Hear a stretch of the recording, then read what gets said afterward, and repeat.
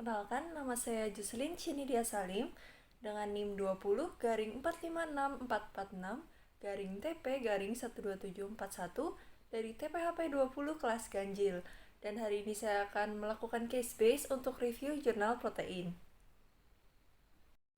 Jadi pada review jurnal kali ini saya akan mereview sebuah jurnal berjudul Effects of Processing Step, Filling Medium and Storage on Amino Acid Profiles, and Protein Quality in Canned European Eels. Dengan pengarangnya ada 3 orang, yaitu Gomez Limia, Franco, dan Martinez Suarez.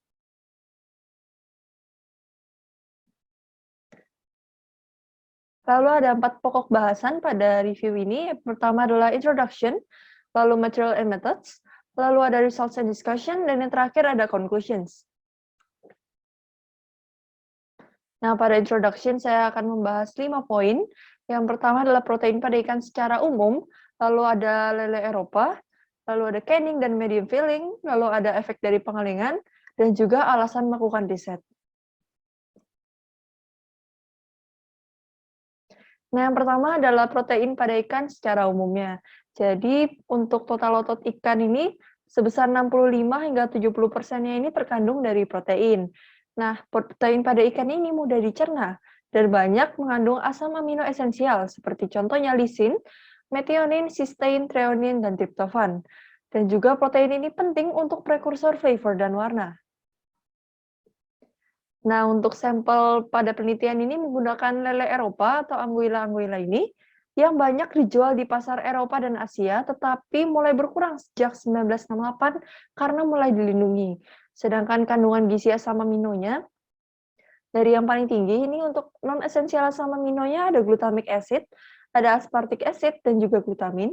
Sedangkan esensial asam aminonya ada leucin, listin, dan histidine. Nah, ini manfaat dari kandungan asam aminonya tadi. Untuk glutamic acid pada tubuh, ini akan diubah menjadi glutamat terlebih dahulu, yang fungsinya untuk struktur protein dan juga sebagai neurotransmitter. Lalu ada aspartic acid sebagai building block asam amino dan juga regulasi hormon. Lalu berikutnya ada glutamin, yang berfungsi untuk prekursor glutathione, buffer di ginjal, dan juga prekursor pertumbuhan otot. Lalu berikutnya adalah leucin, yang berfungsi meningkatkan metabolisme energi dan sintesis protein. Lalu ada lisin, yang berfungsi untuk meningkatkan absorpsi kalsium, membentuk kolagen, antibodi, hormon, enzim, dan berdasarkan penelitian terbaru ini juga terbukti efektif terhadap penyakit herpes dengan mengurangi pertumbuhan virusnya. Dan juga berikutnya ada histidin, ini sebagai prekursor hormon, umumnya untuk yang tyrotrophin releasing hormone, dan juga sebagai antiinflamatori, antioksidan, dan juga residu katalis enzim karena strukturnya yang unik. Nah, berikutnya pengalengan atau canning. Ini merupakan salah satu metode pengawetan dengan penambahan filling atau penambahan medium filling ini, lalu dilakukan pemanasan atau heating, baru akan di-seal hermetically dan disterilisasi. Nah, medium filling ini contohnya ada brine, ada oil, curry, dan saus. Lalu pada percobaan ini menggunakan 3 jenis minyak. Yang pertama ada sunflower oil, lalu ada olive oil, dan juga spiced olive oil. Nah, fungsi dari medium filling ini untuk media transfer panas dari kaleng ke ikan, juga menjaga atau meningkatkan tingkat keasaman. Lalu heating step yang dilakukan pada pengalengan mencakup cooking, smoking, atau frying. Nah, fungsi dari heating ini untuk mengurangi kadar air dan menginaktivasi aktivitas enzim. Nah, fungsi dari heating ini untuk mengurangi kadar air dan menginaktivasi aktivitas enzim. Sedangkan sterilisasi ini berfungsi untuk menginaktivasi mikrobia dan memperpanjang umur simpan produk. Nah, efek dari pengalengan yang pertama adalah terjadi perubahan kandungan gizi dan segi sensori ikan. Nah, contoh perubahannya yaitu kehilangan gizi esensial, terbentuknya senyawa tidak diinginkan, browning, dan kerusakan protein. Nah, penyebab kerusakan ini dapat terjadi akibat kontak terhadap panas, penyimpanan, dan juga interaksi dengan medium filling. Berikutnya untuk alasan melakukan riset, yang pertama untuk mengetahui efek dari perbedaan tahapan canning terhadap total kandungan asam amino pada lele kaleng. Lalu yang kedua, untuk mengetahui hasil perubahan kandungan asam amino akibat pengalengan dan penyimpanan pasca pengalengan. Lalu yang ketiga, untuk mengetahui efek dari 3 jenis medium filling yaitu olive oil, sunflower oil, dan spiced olive oil, terhadap kandungan asam amino pada lele kaleng. Untuk subbab yang kedua, untuk material dan metode, saya akan membahas mengenai 3 hal. Yang pertama adalah sampel ikan yang digunakan, lalu yang kedua ada moisture dan total protein, yaitu cara untuk menentukan kedua jenis ini. Lalu berikutnya adalah analisis asam amino dan kalkulasi indeks kualitas protein.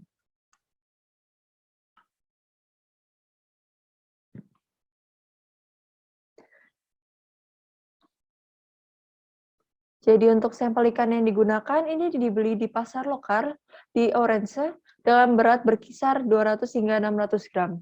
Lalu dieviscerasi dan dikirimkan ke laboratorium, lalu dibekukan pada suhu minus 20 derajat Celcius hingga proses pengalengan.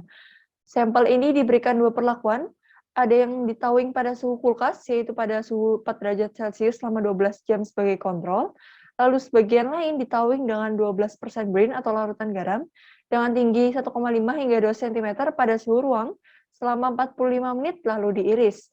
Nah, irisan ikan ini akan digoreng atau di deep fried pada suhu 190 derajat Celcius selama 2 menit menggunakan 2 jenis minyak, menggunakan sunflower oil dan juga olive oil.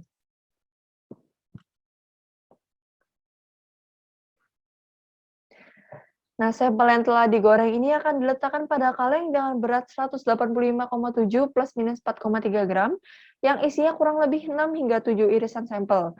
Lalu berat setelah dikeringkan, masing-masing kaleng sebesar 50 plus minus 3,91 gram, dan berat minyaknya 34,9 plus minus 3,4 gram. Setelah itu ditambahkan medium filling panas, yaitu sunflower oil, olive oil, dan spiced olive oil. Jadi, untuk yang digoreng pada sunflower oil akan ditambahkan medium filling sunflower oil juga, sedangkan yang digoreng pada olive oil akan ditambahkan olive oil dan sebagian ditambahkan spiced olive oil. Lalu kaleng akan divakumkan dan disterilisasi dengan suhu 118 derajat Celcius per menit dengan F0-nya 11 menit. Lalu kaleng didinginkan dan disimpan pada suhu ruang. Nah, pengukuran akan dilakukan pada sampel raw, lalu setelah setiap tahapan atau setiap tahapan thawing salting, frying, dan sterilisasi, dan pada perbedaan waktu penyimpanan, yaitu pada 2 bulan dan setelah 12 bulan pada suhu ruang. Lalu pada setiap 3 tahapan, yaitu thawing salting, frying, dan sterilisasi, pengukuran ini menggunakan 5 kaleng untuk setiap jenis medium filling.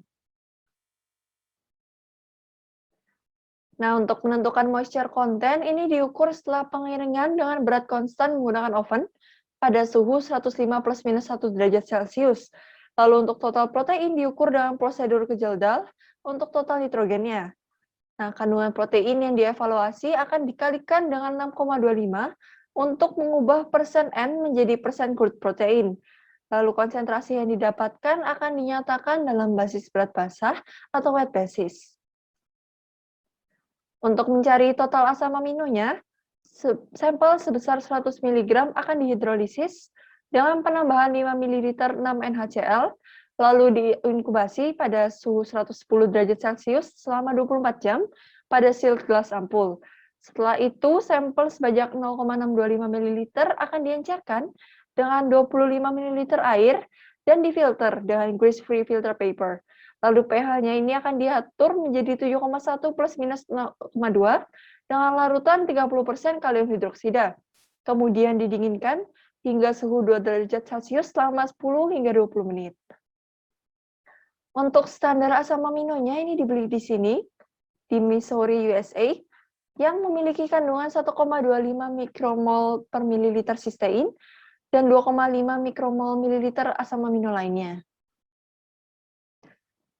Nah, berikutnya 0,2 ml sampel akan dikeringkan dengan vacuum centrifuge concentrator pada suhu 37 derajat Celcius dan ditambahkan 20 mikroliter larutan derivatizing. Nah, larutan ini terdiri dari campuran etanol, ditambahkan milky water, ditambahkan trietilamina, dan juga ditambahkan phenyl isothiocyanate atau PITC. Lalu setelah ditambahkan akan dibiarkan pada suhu kamar selama 20 menit. Setelah itu dilakukan evaporasi dengan vacuum centrifuge concentrator pada suhu 37 derajat Celcius. Untuk residu keringnya akan dilarutkan lagi dengan 500 mikroliter pelarut. Pelarutnya ini terdiri atas disodium asid fosfat sebesar 675,4 mg, ditambahkan milky water sebesar 950 ml, lalu berikutnya akan difiltrasi dengan filter berdiameter 0,45 mikrometer. Nah, untuk analisis asam aminonya menggunakan HPLC atau High Pressure Liquid Chromatograph. Nah, jadi sistem ini untuk solvennya atau asam aminonya akan dimasukkan melalui injektor ini dengan bantuan pompa ke dalam kolom. Di dalam kolom ini juga terdapat stationary phase yang akan terjadi pemisahan asam amino begitu. Jadi akan terjadi penyerapan dan lainnya yang lalu akan diteruskan hingga mencapai detektor dengan waktu keluar untuk jenis asam amino ini berbeda-beda atau disebut sebagai retention times-nya. Jadi perbedaan waktu keluar inilah yang akan menentukan jenis asam amino dan juga banyak asam aminonya. Nah, HPLC tadi ini mereknya dilengkapi dengan UV atau visible detector atau photodiode matrix, ini mereknya juga. Untuk kolom yang digunakan merupakan C18 reverse phase column dengan diameter 4,6 mm dan panjang 25 cm. Untuk suhunya sendiri dijaga 50 plus minus 1 derajat Celcius dengan kolom heater. Untuk panjang gelombang detektornya sebesar 254 meter, lalu dinyatakan dalam gram per 100 gram untuk setiap asam aminonya tadi. Nah, sampel dan standar akan diinjeksikan ke kolom untuk dua jenis pengujian. Yang pertama dari repeatability test, standar dan sampel akan diinjeksikan 6 kali sehari, sedangkan untuk reproducibility test, standar dan sampel diinjeksikan 2 kali sehari selama 3 hari pada kondisi yang sama, dan ditemukan tidak ada perbedaan signifikan antara kedua pengujian ini. Lalu berikutnya untuk kualitas protein dan kandungan gizi asam amino atau amino acid scores ini akan ditentukan berdasarkan referensi FAO atau WHO atau UNU ini. Nah, ini merupakan metode untuk penghitungan indeks kualitas protein. Ada EAA, ada IEAA, lalu ada Predicted Protein Efficiency Ratio atau PPER ini. Nah, subtopik berikutnya adalah Results and Discussions. Saya akan membahas mengenai 4 hal. Yang pertama adalah moisture dan total proteinnya. Lalu yang kedua adalah komposisi asam amino dan kualitas protein setelah pemrosesan. Lalu komposisi asam amino dan kualitas protein setelah penyimpanan, dan yang terakhir adalah indeks esensial asam amino atau IEAA, dan juga Predicted Protein Efficiency Ratio atau PPER ini tadi. Nah, ini merupakan grafik yang didapatkan setelah menghitung moisture dan juga total protein dari 3 medium filling yang berbeda. Untuk grafik A ini pada sunflower oil, untuk grafik B ini pada olive oil, dan juga grafik C ini pada spiced olive oil. Jadi untuk yang di atas, garis yang di atas ini menunjukkan moisture content-nya, untuk yang di bawah ini menunjukkan total proteinnya. Nah, saya akan mengambil contoh untuk yang grafik sunflower oil, karena pada raw ini, untuk ketiga grafik itu jumlahnya sama. Jadi untuk moisture content-nya pada raw sebesar 74,15 plus minus 0,64%. Sedangkan total proteinnya sebesar 20,98 plus minus 0,21%. Nah, ini kurang lebih sama dengan penelitian oleh Ozogul et al. Pada tahun 2005, yaitu moisture content-nya 60,12% dan proteinnya sebesar 17,5%. Sedangkan penelitian oleh Oku et al. Pada tahun 2009, moisture content-nya sebesar 67,3 hingga 71,1%, dan proteinnya sebesar 18,3 hingga 19,4%. Nah, berikutnya akan dilakukan perbandingan antara sunflower oil dengan olive oil. Nah, ternyata setelah tawing dan salting tidak ada perbedaan signifikan. Lalu berikutnya dilanjutkan frying, terjadi peningkatan protein pada semua sampel. Nah, untuk yang sunflower oil, water loss-nya sebesar 11,14% dan total proteinnya bertambah menjadi 23,87%. Sedangkan pada olive oil, itu pada grafik B ini, water loss-nya sebesar 15,75% dan proteinnya menjadi 24,4%. Nah, ini kurang lebih sama untuk yang spice olive oil tadi ya. Lalu berdasarkan penelitian Ersoy pada tahun 2011, pada frying ini moisture content memang akan berkurang dan protein ini akan meningkat.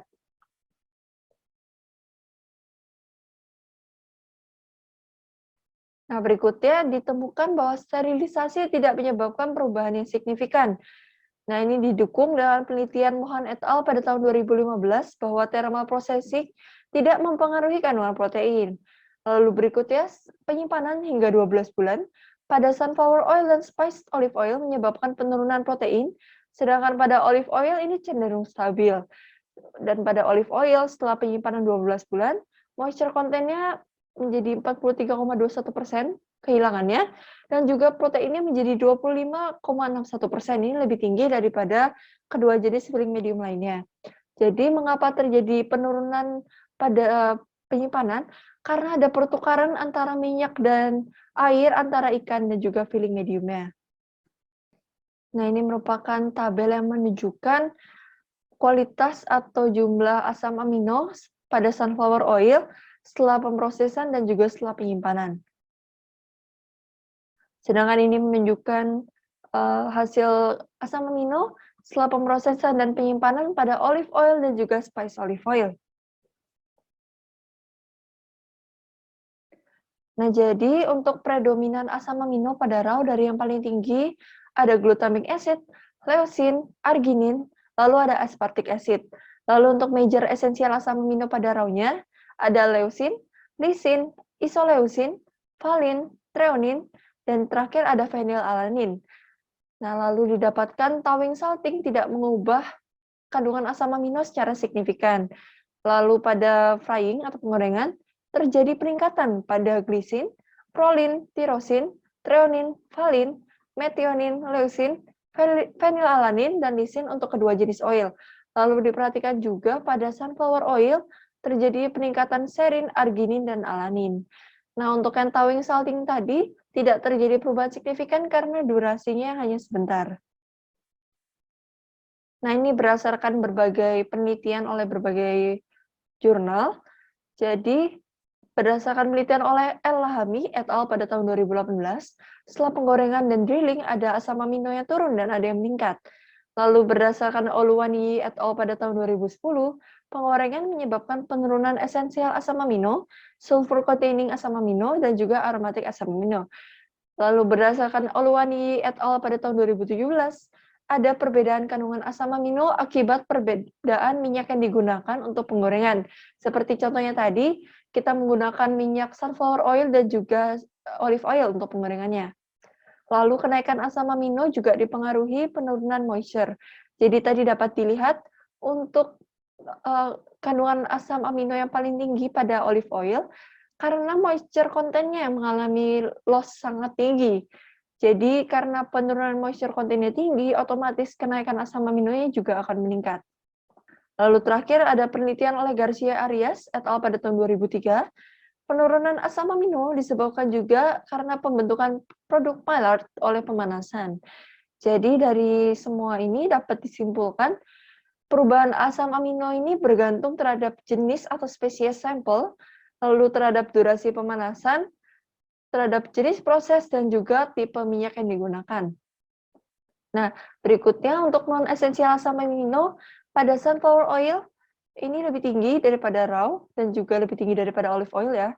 Ini untuk sunflower oil sebesar 9,71 gram per 100 gram, sedangkan pada olive oil sebesar 9,13 gram per 100 gram. Nah, keduanya ini mengalami peningkatan setelah penggorengan daripada raw-nya.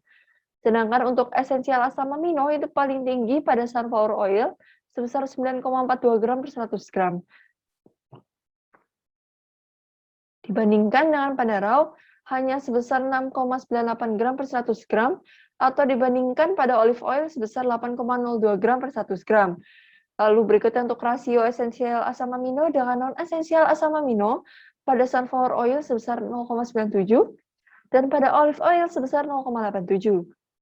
Lalu, sterilisasi tidak mengubah kandungan asam amino secara umum, tetapi signifikan pada asparagin, khususnya untuk olive oil sebesar 22,83%, lalu pada spice olive oil sebesar 30,7%. Nah, pada spice olive oil juga terjadi penurunan glutamic acid dan juga lisin. Nah, penurunan ini cukup menyorot perhatian karena glutamic acid ini berfungsi penting pada tubuh sebagai sumber nitrogen dan juga pemberi rasa umami. Sedangkan untuk lisin ini biasa digunakan sebagai indeks kerusakan protein pada makanan karena sifatnya yang sensitif terhadap damage, sehingga sering digunakan sebagai parameter kualitas protein di makanannya. Lalu, total non-esensial asam amino dan esensial asam amino tidak mengalami perubahan signifikan saat sterilisasi untuk medium filling sunflower oil dan olive oil, tetapi mengalami penurunan cukup banyak pada spice olive oil. Nah, ini karena pada medium filling spice olive oil ini menggunakan spices, jadi menyebabkan banyak turunnya asam amino. Nah, berikutnya tabel 3 ini menunjukkan kandungan esensial asam amino dari berbagai tahap dan juga penyimpanan begitu. Nah, jadi selama penyimpanan terjadi perpindahan yang dinamis hingga mencapai equilibrium pada filling medium dan juga ikannya. Sehingga perubahan asam amino cukup besar pada penyimpanan dan paling besar itu terjadi setelah 12 bulan disimpan.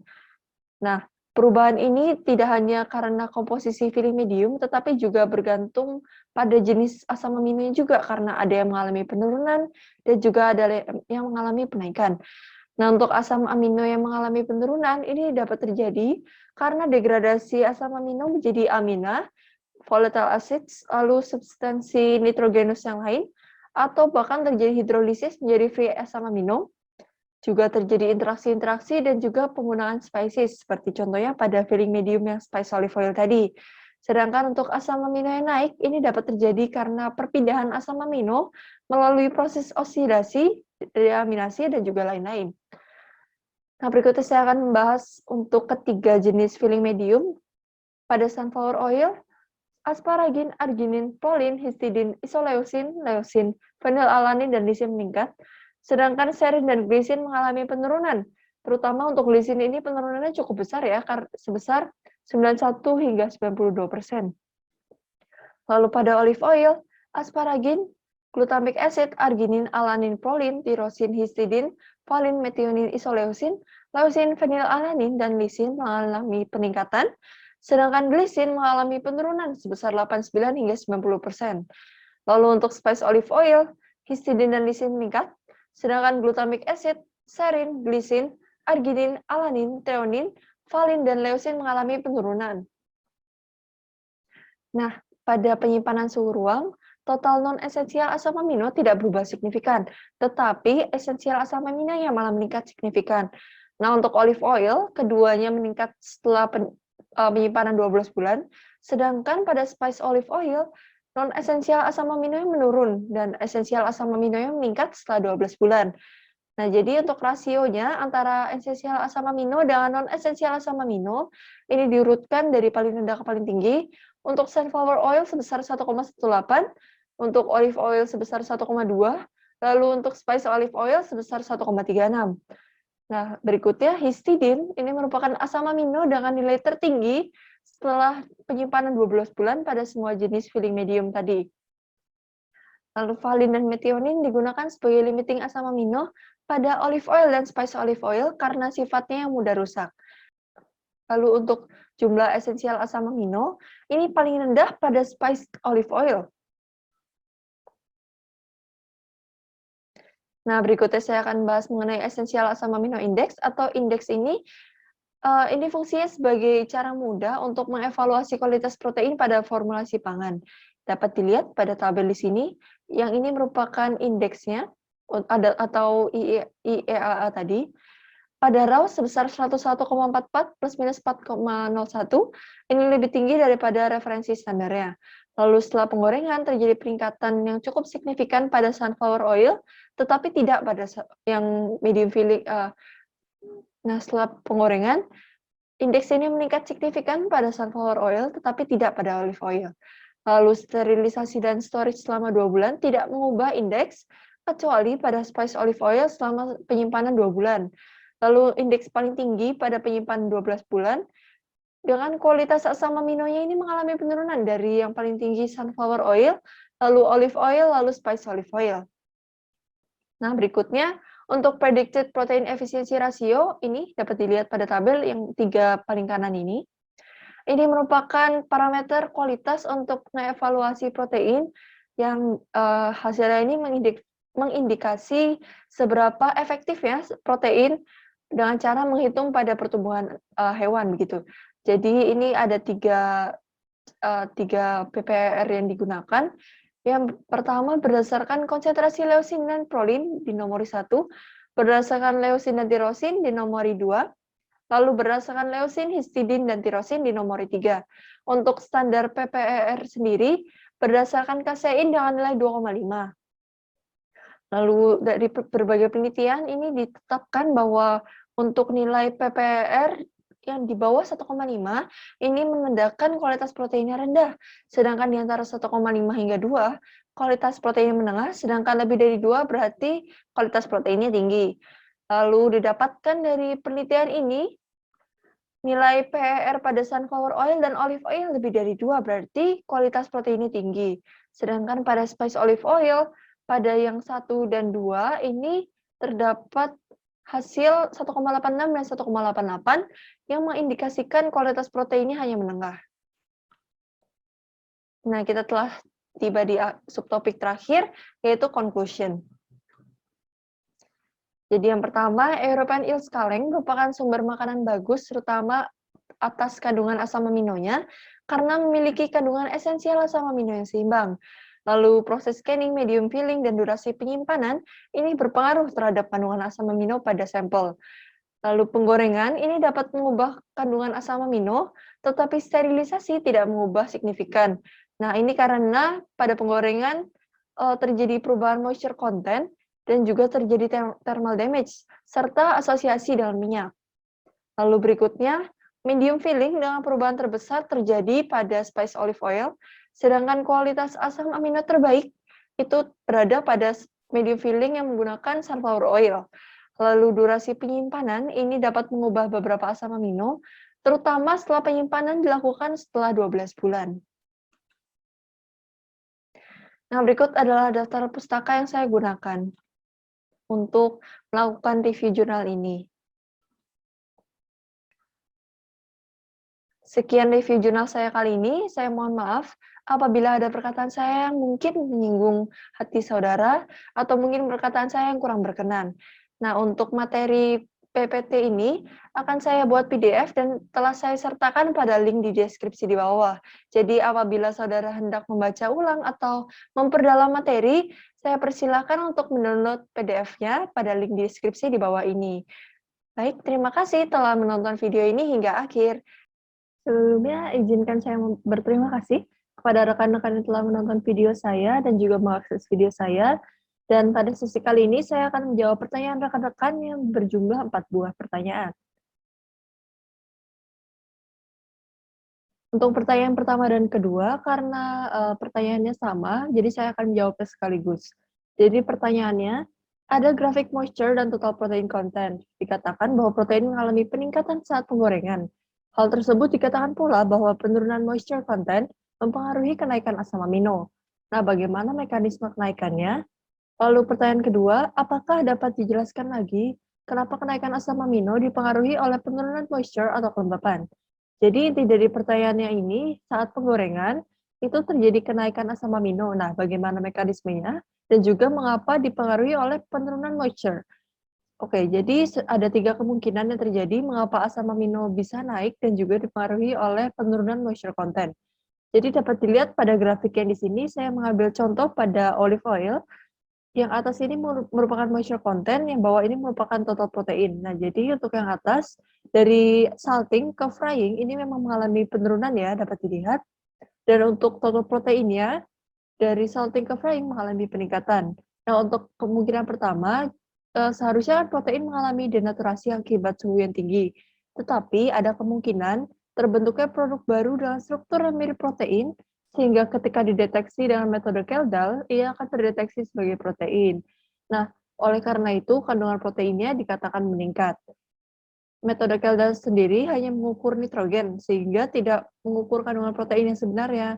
Oleh karena itu, memang ada kemungkinan bahwa yang diukur itu bukan merupakan protein. Jadi pada kasus ini, kemungkinan pertama, yaitu adanya produk lain yang mirip protein yang menyebabkan pada saat diukur itu terjadi peningkatan. Nah, untuk kemungkinan yang kedua, yaitu adanya kompleks yang mengikat asam amino saat sampel masih mentah, sehingga saat penggorengan kompleks tersebut terpecah dan ketika dideteksi asam aminonya akan meningkat. Nah, mungkin saja ada senyawa-senyawa anti gizi yang mengikat asam amino saat masih mentah dan ketika dilakukan penggorengan, ya akhirnya terpecah, baru dapat dideteksi. Nah, kemungkinan yang ketiga, itu memang, saat awal sempat disebutkan bahwa akibat kadar air atau moisture content yang turun, asam aminonya akan naik. Nah, sebenarnya ini lebih ke konsentrasi asam amino dalam sampel ya, bukan berarti, asam amino yang meningkat, tetapi konsentrasinya dalam sampel yang meningkat. Nah, pada kemungkinan ini contohnya, apabila awalnya itu ada 100 gram sampel wet basis, lalu airnya berkurang hingga berat sampelnya hanya 50 gram atau dry basis, nah tentu persentase asam aminonya akan berbeda. Selain itu, hilangnya kadar air ini juga mengindikasikan efek dari pengolahan, sehingga semakin banyak, moisture content yang hilang atau kelembapannya berkurang, ini secara tidak langsung menjadi indikator bahwa nanti konsentrasi asam aminonya juga akan meningkat. Namun perlu diperhatikan bahwa kenaikan asam amino ini tidak sebanding dengan peningkatan kualitas protein, karena bisa saja daya cerna atau bioavailabilitasnya menurun. Nah, berikutnya pertanyaan ketiga, mengapa sunflower oil meningkatkan serin, arginin, dan alanin, sedangkan sampel minyak olive oil tidak meningkatkan kadar asam amino tersebut?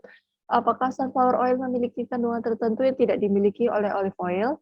Baiklah, sebenarnya pada kedua jenis minyak ini terjadi peningkatan kadar asam amino, hanya saja pada sampel dengan medium filling atau menggunakan sunflower oil, asam amino untuk tiga jenis ini peningkatannya lebih tinggi.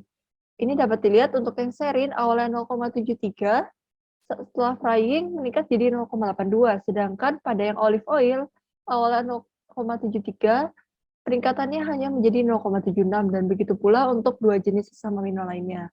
Nah, sebenarnya untuk alasan pada sunflower oil asam aminonya lebih tinggi memang belum ada penelitian lebih lanjut, terutama mengenai kandungan sunflower oil sendiri. Nah, namun berdasarkan hipotesis saya sendiri, ada kemungkinan terbentuk kompleks-kompleks antara asam amino dalam minyak yang lebih banyak berikatan pada olive oil, sehingga karena asam aminonya banyak berikatan pada olive oil, kadarnya lebih rendah daripada asam amino yang bebas pada sunflower oil. Nah, untuk pertanyaan terakhir, kenapa dalam penyimpanan protein olive oil lebih stabil daripada sunflower oil? Apakah ada komponen tertentu yang menyebabkan stabilitas olive oil lebih tinggi dibandingkan spiced olive oil? Nah, jadi ini pertanyaannya ingin membandingkan dari tiga jenis minyak tersebut, mengapa olive oil yang paling stabil dibandingkan sunflower oil dan dibandingkan spiced olive oil. Nah, jadi dibandingkan dengan spiced olive oil memang kandungan spices pada spiced olive oil ini menyebabkan penurunan asam amino paling banyak daripada dua jenis minyak yang lain.